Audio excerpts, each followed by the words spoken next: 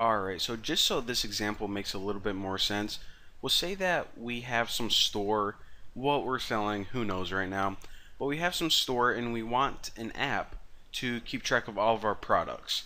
So, I just figured if we have some background information, that'll probably be a little bit easier to follow.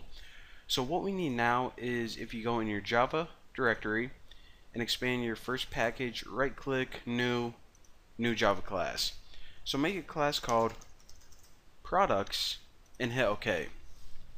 Now how we're going to set this up is like this. Each row in that database file that we save, it needs to be able to be represented by an object through Java. So then we can work with it in our code. You rearrange this. Alright. So whenever you have your table set up, you're going to have different columns. So we'll have like a column for ID number of the product and also the product name. It'll be a really simple table. So therefore, if we want to represent it through a Java object, that object needs those two properties, an ID number and a product. So for every column, you need an additional property. Pretty simple once you see what's going on. So let me tighten this up, and the first thing that I want to do is just add those properties. So private int underscore ID. Now always name, whenever you have a table, you have that primary key, primary ID. Whenever you reference it in Java, make sure that you call it underscore ID, and Android depends on this underscore ID for a lot of things, so don't get like too creative with the names. Now of course this is the ID of each product. Another thing we want to do is we want to add another variable for product name. So again, this is going to be a really simple example.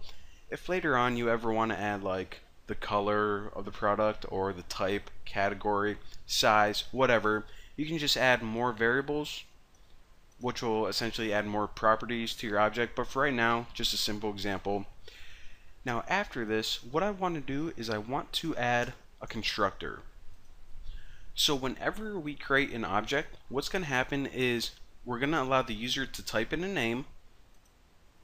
So therefore we make a constructor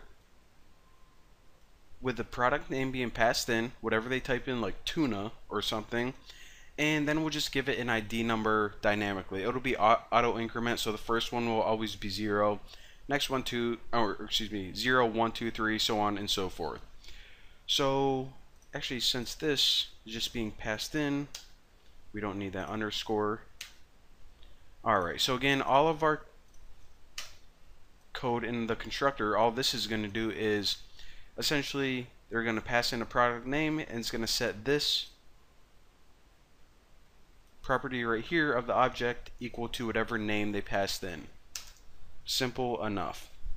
Now the only thing I want this class to be able to do is be able to work with that product object. So this is going to be the easiest thing you ever learn.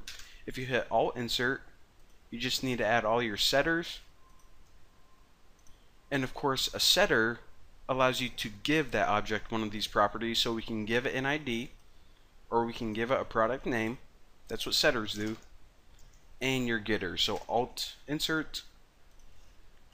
And of course, whenever we want to retrieve, say we're trying to print out the product name or get the ID for something, that's what the getters do. And this is it, ladies and gentlemen. That's all I want this product class to be able to do. So we can create new products, and then we can either give them IDs or names, or get their IDs and names. Pretty simple stuff.